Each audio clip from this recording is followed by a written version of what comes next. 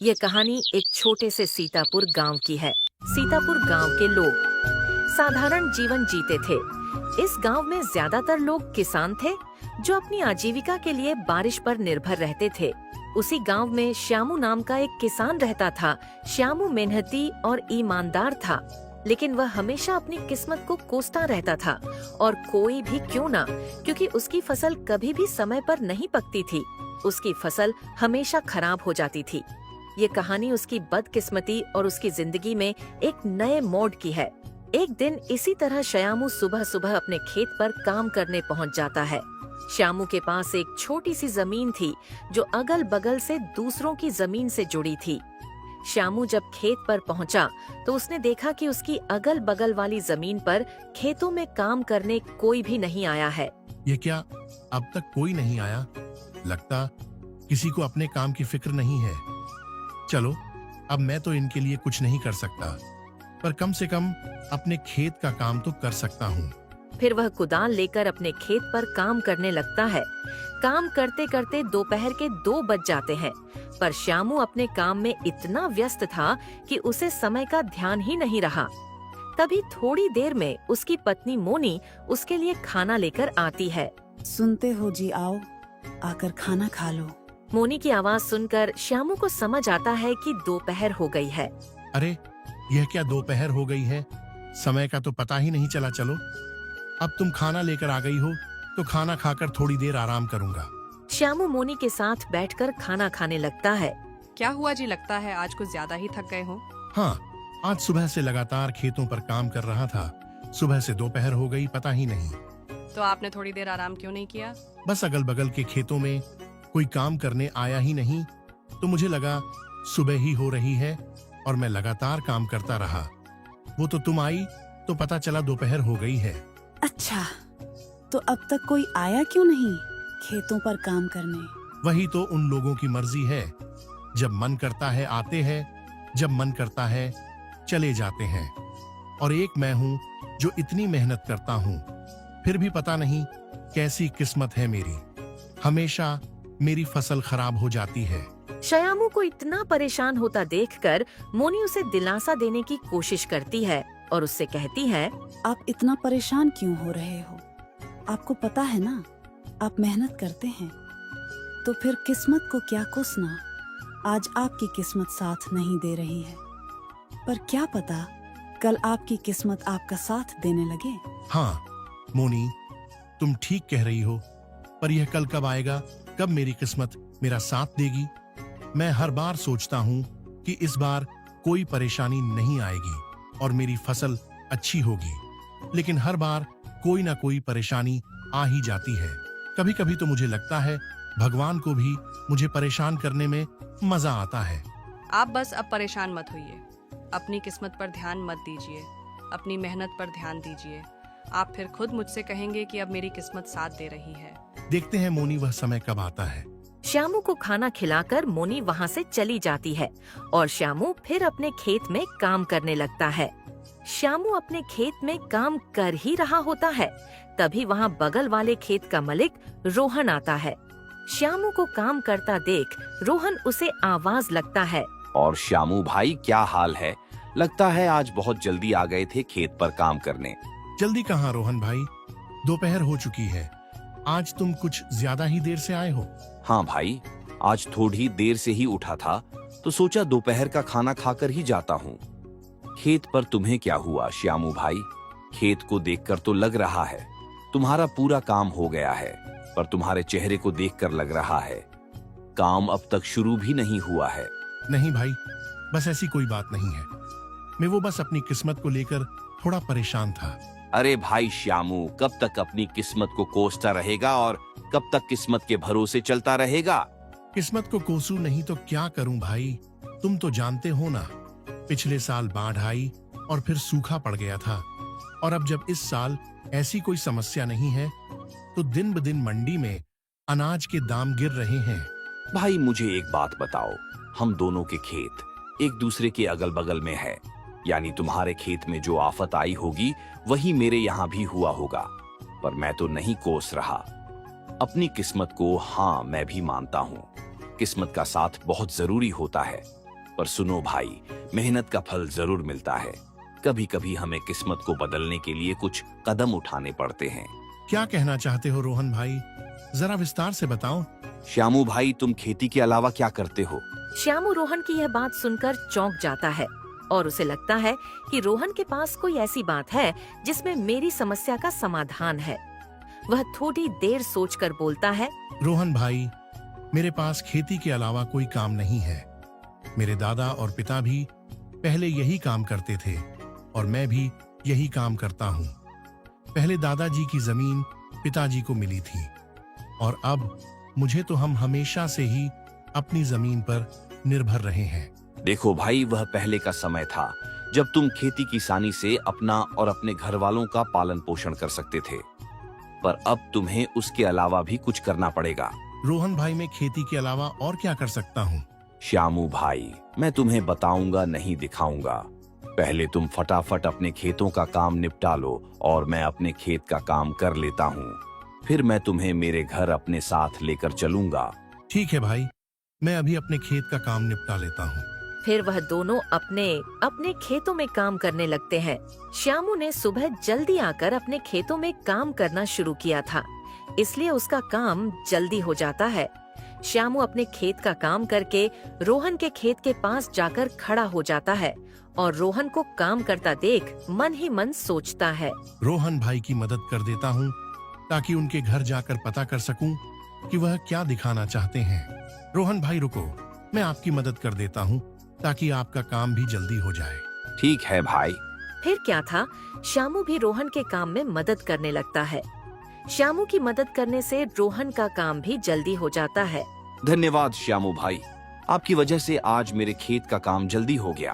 धन्यवाद किस बात का भाई, आप भी तो मेरी मदद करने की सोच रहे हैं, तो मेरा भी फर्ज बनता है आपकी मदद करना। हाँ भाई, चलो मेरे घर चलते हैं।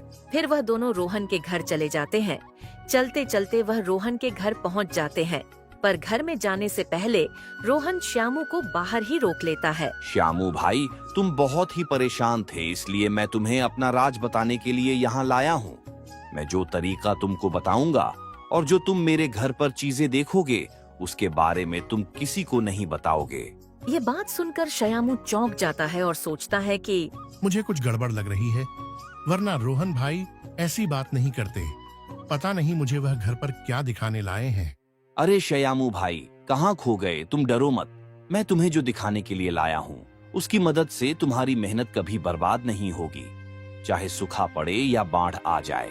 श्यामू यह बात सुनकर परेशान तो हो जाता है, पर फिर भी वह रोहन के साथ उसके घर में जाता है। श्यामू रोहन की बातों से थोड़ा परेशान तो था, परंतु रोहन के घर के अंदर का साजो सामान देखकर वह और ज्यादा परेशान हो जाता है और कहता है, बाप रे बाप, इतना सारा सामान।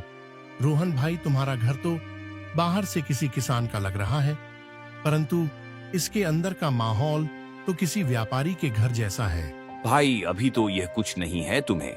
मैं जो दिखाने वाला हूँ उसे देखकर तो तुम्हारे होश उड़ जाएंगे। रोहन की बातें सुनकर श्यामू की बेचैनी बढ़ने लगती है। रोहन भाई, तुम मुझे वो दिखा दो जो दिखाने के लिए लाए हो, क्योंकि तुम्हारी बातें सुनकर अब मैं बेचैन होने लगा हूँ। ठीक है भाई, तुम यहीं रुको, मैं अभी वो सामान लाकर तुम्हें दिखाता हूँ। रोहन वहाँ से अपने दूसरे कमरे में चला जाता है और श्यामू उसका वहीं रुककर इंतजार करता है। थोड़ी देर में रोहन अपने साथ एक बोरी लेकर आता है। रोहन भाई, तुम इस बोरी में क्या लाए हो अपने साथ? भाई, इसी में तो है वह चीज जो तुम्हारी हर समस्याओं को दूर कर देगी। भाई, ऐसा क्या है इस बोरी में? रोहन उसमें रखी चीज को खोलकर दिखा देता है। भाई, ये क्या? ये है तो चावल है। भाई, ये कोई मामूली चावल नहीं है, ये मैंने चाइना से मंगाए हैं। ये चावल के दाने आपने चाइना से क्यों मंगाए और ये मेरी किस तरह से मदद कर सकते हैं? भाई, जैसे मैंने कहा था, ये कोई मामूली चावल नहीं है।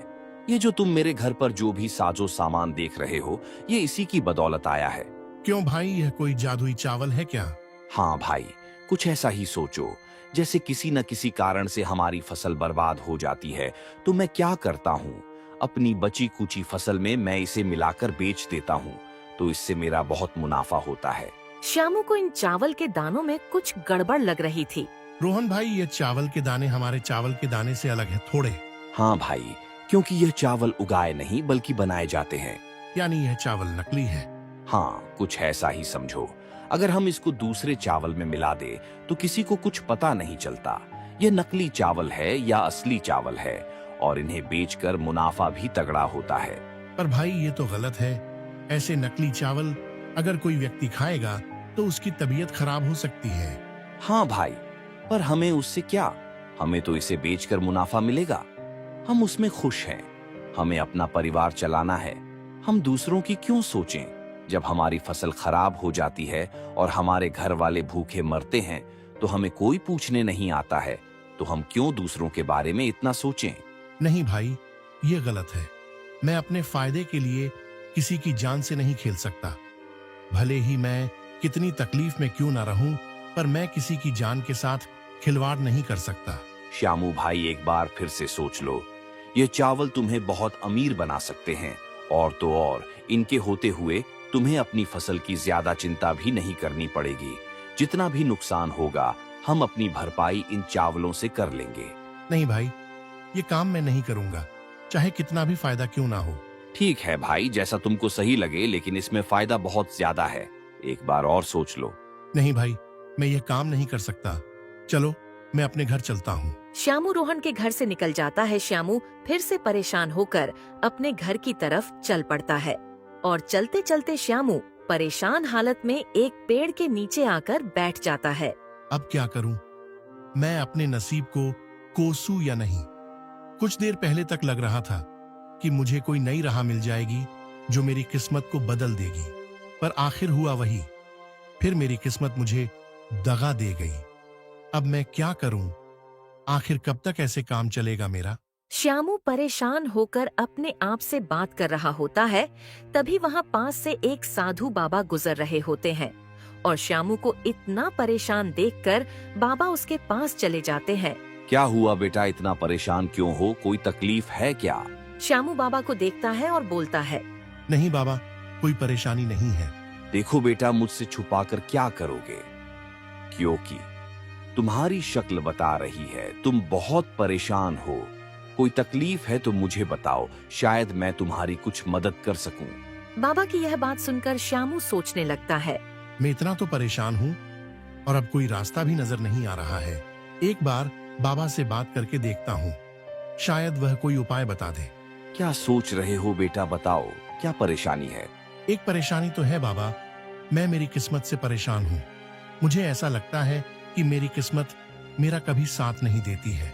क्यों बेटा, तुम्हें ऐसा क्यों लगता है?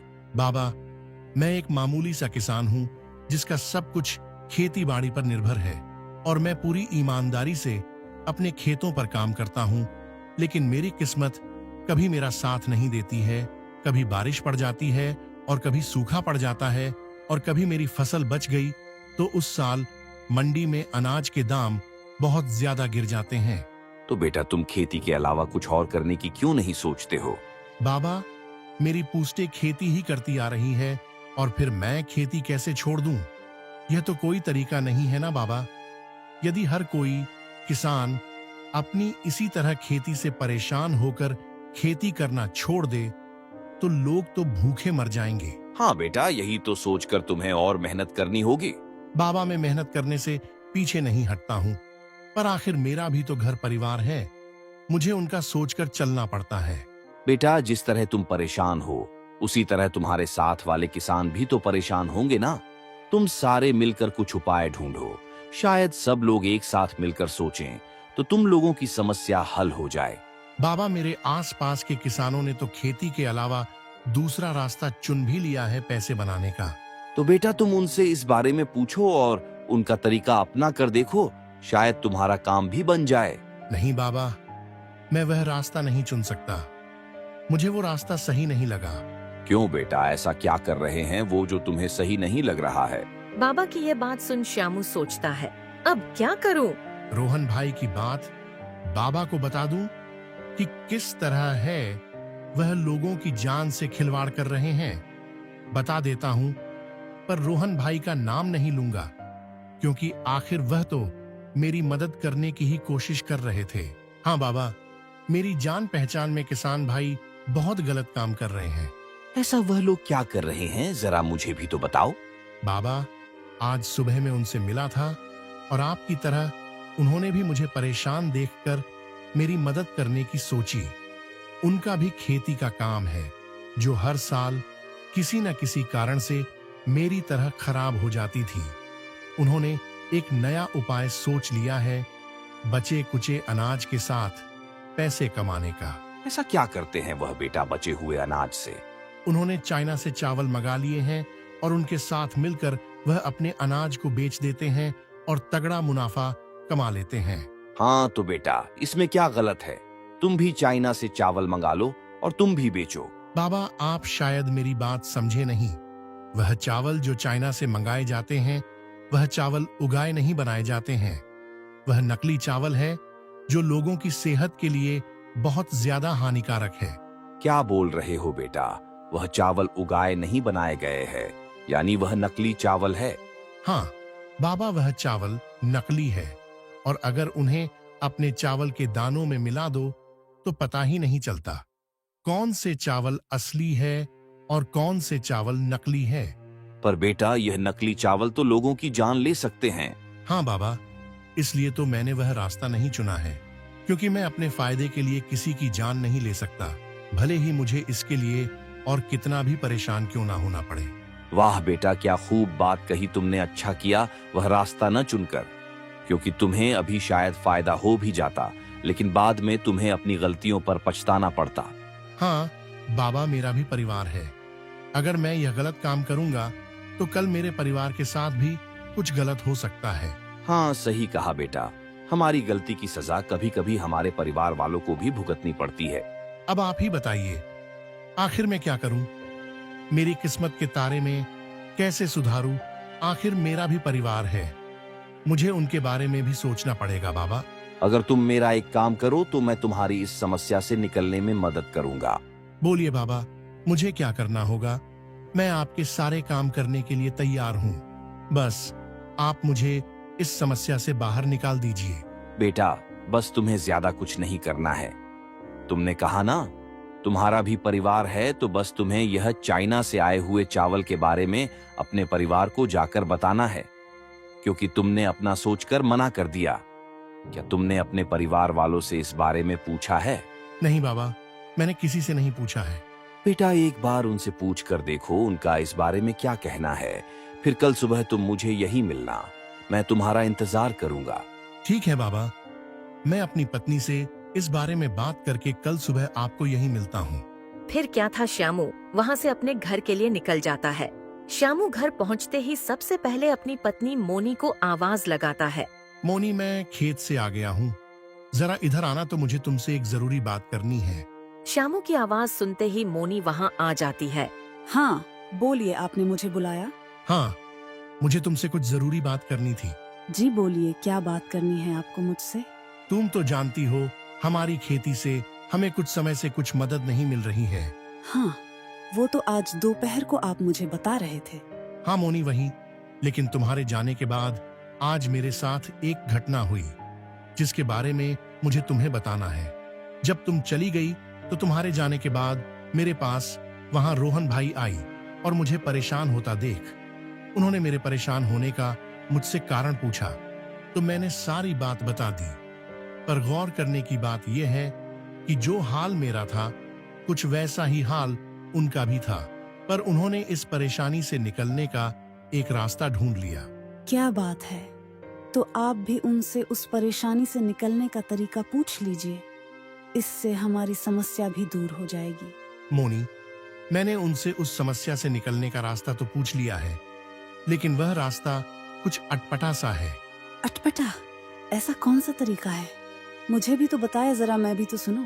जैसे मेरी फसल कभी बारिश कभी सूखे की वजह से खराब हो जाती थी, वैसे ही उनकी हालत थी, पर अब वह चाइना से चावल मंगाते हैं।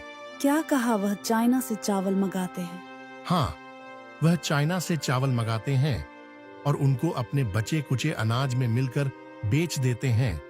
इससे उन्हें बहुत फायदा होता है और किसी को समझ नहीं आता कि असली चावल कौन से है और नकली चावल कौन से है। श्यामू की यह बात सुनकर मोनी थोड़ा आश्चर्य में पड़ जाती है। मैं कुछ समझी नहीं। आप क्या कहना चाह रहे हैं? असली चावल और नकली चावल? हाँ मोनी, वह नकली चावल होते हैं, उन्हें उगाया नहीं बनाया जाता है और वो काफी सस्ते मिलते हैं। उन्हें सस्ते में लेकर महंगे दामों में बेच देते हैं और अच्छा मुनाफा कमाते हैं। पर नकली चावल तो लोगों को नुकसान पहुंचा सकते हैं। यह तो बहुत गलत बात है, अपने मुनाफे के लिए किसी की जान लेना। हाँ मुझे भी यह गलत लगा, पर मैंने सोचा एक बार तुम्हारी भी राय ले लेता हूँ, क्योंकि मेरे इस परेशानी से तुम भी तो परेशान हो और सिर्फ मेरे मना करने से अच्छा है एक बार तुम्हारी राय लेना मुझे सही लगा। नहीं जी, हम एक बार के लिए भूखे सो जाएंगे, पर किसी के साथ ऐसे गलत करके पैसा कमाना गलत है। आज हम चैन से सो जाएंगे, पर हमें कल किसी न किसी तरह उन गलतियों का भुगतान करना पड़ेगा। मोनी की ऐसी बातें सुनकर श्यामू बहुत भावुक हो जाता है और कहता है, मुझे तुम्हारी बात सुनकर बहुत अच्छा लगा, क्योंकि तुम भी बिल्कुल मेरी तरह सोचती हो लोगों के भला करने के बारे में। चलिए इन बातों को छोड़िए, इन गलत बातों को अपने ऊपर हावी मत होने देना आप, और मेहनत कीजिए। आप देखना, आपको कामयाबी मिलेगी। फिर क्या था, मोनी की ऐसी बातों ने श्यामू का हौसला और बढ़ा दिया था। फिर अगले दिन श्यामू बाबा से मिलने के लिए जाता है। श्यामू जब वहाँ पहुँचता है तो बाबा वहाँ नहीं होते हैं। बाबा को वहाँ न पाकर श्यामू बहुत उदास हो जाता है और सोचने लगता है कि यहाँ तो बाबा नहीं है, अब मुझे मेरी परेशानी का हल कहाँ से मिलेगा। श्यामू अभी अपने आप से बातें कर ही रहा होता है, तभी बाबा अचानक प्रकट हो जाते हैं। आ गए बेटा तुम।